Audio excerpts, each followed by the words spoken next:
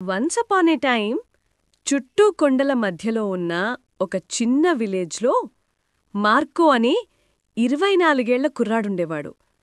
Marco చాలా రెస్ట్లెస్గా ఉండేవాడు. అతని మైండ్ ఎప్పుడూ ఆలోచనలతో ఫుల్లై ఉండేది.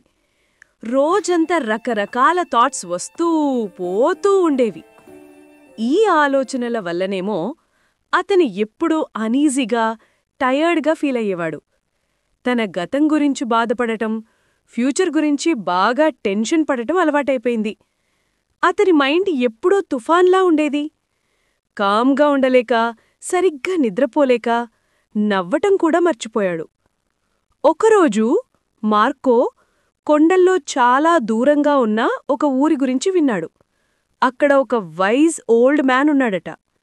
ఆయన ఒకప్పుడు సిటీలో ఫేమస్ సైకాలజిస్ట్. చాలా మందికి హెల్ప్ చేసి వాళ్ల మైండ్లో పీస్, ప్రశాంతత ఎలా తెచ్చుకోవాలో నేర్పారట. ఆయన ఏజ్ అయ్యాక ఆ బిజీ సిటీ లైఫ్ వదిలేసి ప్రకృతి దగ్గర ఒక క్వైట్ విలేజ్లో సెటిల్ అయ్యారు. అప్పుడప్పుడు వచ్చే విజిటర్స్కి అడ్వైజ్ ఇస్తుండేవారు. మార్కోకి చాలా ఇంట్రెస్టింగ్గా అనిపించింది. ఎలాగైనా ఆ పెద్దాయనను మీట్ అవ్వాలని డిసైడ్ అయ్యాడు. మేబీ ఈ వైజ్ మ్యాన్ నాకు పీస్, ప్రశాంతత దొరకడానికి హెల్ప్ చేయగలరేమో అని అనుకున్నాడు. చాలా రోజులు లాంగ్ జర్నీ తర్వాత మార్కో ఆ హిల్ విలేజ్కి చేరుకున్నాడు. అక్కడికి వెళ్లగానే పచ్చదనం నిండిన ఒక చిన్న ఇల్లు కనిపించింది.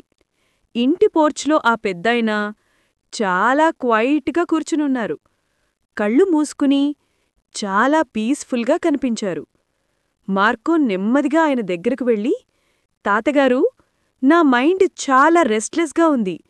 నేను థింకింగ్ ఆపలేకపోతున్నాను. నాకు నా మనసులో పీస్, ప్రశాంతత కావాలి. మీరు నాకు హెల్ప్ చేయగలరా అని అడిగాడు. ఆ పెద్దాయన మెల్లిగా కళ్ళు తెరిచి నవ్వి, సరే, నీకు పీస్ కావాలన్నమాట. అయితే నాతోరా, నీకు చిన్న టాస్క్ ఇస్తాను అన్నారు. ఆయన మార్కోను తన చిన్న యార్డ్లోకి తీసుకెళ్లారు. తర్వాత ఒక గ్లాసును పై వరకు ఫుల్లుగా నీళ్లతో నింపారు. ఆ గ్లాసు ఎంత ఫుల్లుగా ఉందంటే చిన్నగా కదిలినా నీళ్లు స్పిల్లైపోయేలా ఉన్నాయి.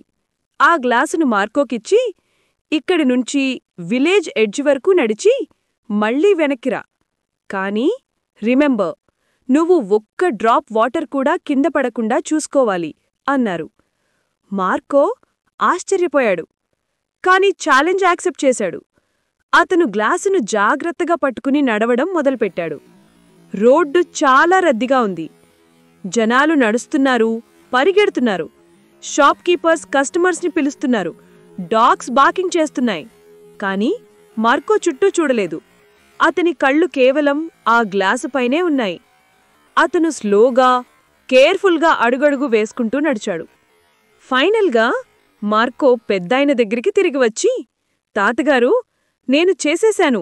ఒక్క డ్రాప్ వాటర్ కూడా స్పిల్ అవ్వలేదు అన్నాడు. పెద్దాయన నవ్వి, గుడ్, కాని నాకు చెప్పు, నువ్వు దారి పక్కన ఆడుకుంటున్న పిల్లల్ని చూసావా? కుక్కలు మొరగటం విన్నావా అని అడిగాడు. మార్కో షాకయ్యి, లేదు, నేను ఏమీ చూడలేదు, వినలేదు. నేను కేవలం గ్లాసుపైనే ఫోకస్ పెట్టాను అన్నాడు. పెద్దాయన మళ్లీ నవ్వి జెంటిల్గా ఇలా అన్నాడు, అదే సీక్రెట్. అది ఎప్పుడూ నీ లోపలే ఉంది, కానీ నీకు తెలీదు.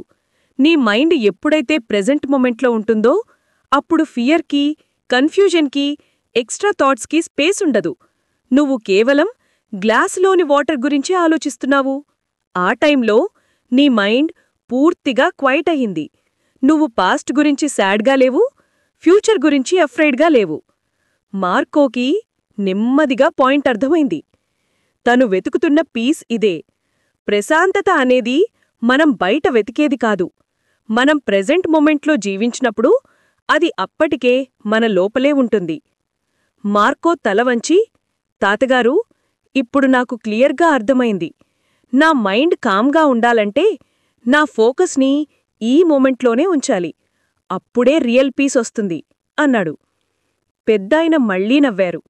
మార్కో ఇంటికి నడవడం మొదలుపెట్టాడు. కాని ఇప్పుడు అతను ఇంతకుముందు రెస్ట్లెస్గా ఉన్న కుర్రాడు కాదు. అతను చేంజ్ అయ్యాడు. తన మైండ్ని ఎలా కామ్ చేసుకోవాలో ఇప్పుడు తెలుసు కాబట్టి లోపల చాలా పీస్ఫుల్గా ఉన్నారు. అలాగే మనం కూడా మన మైండ్లో పాస్ట్ మరియు ఫ్యూచర్ గురించిన థాట్స్, ఆలోచనలని ఖాళీ చేసి ప్రెజెంట్ మొమెంట్లో ఉండటం అలవాటు చేసుకుంటే అప్పుడు మన మైండ్కి కావాల్సిన పీస్, శాంతి దొరుకుతుంది. మీకు ఈ కథ నచ్చితే దయచేసి లైక్ చేసి మీ ఫ్రెండ్స్తో షేర్ చేయండి. మరియు ఇలాంటి మరిన్ని స్ఫూర్తిదాయకమైన కథల కోసం మా ఛానల్ను సబ్స్క్రైబ్ చేసుకోవడం మర్చిపోకండి. మాతో ఉన్నందుకు ధన్యవాదాలు. కొత్త ఆలోచనలు, కొత్త పాఠాలతో మళ్ళీ వచ్చే కథలో కలుద్దాం. అంతవరకు ఆరోగ్యంగా, ప్రశాంతంగా ఉండండి.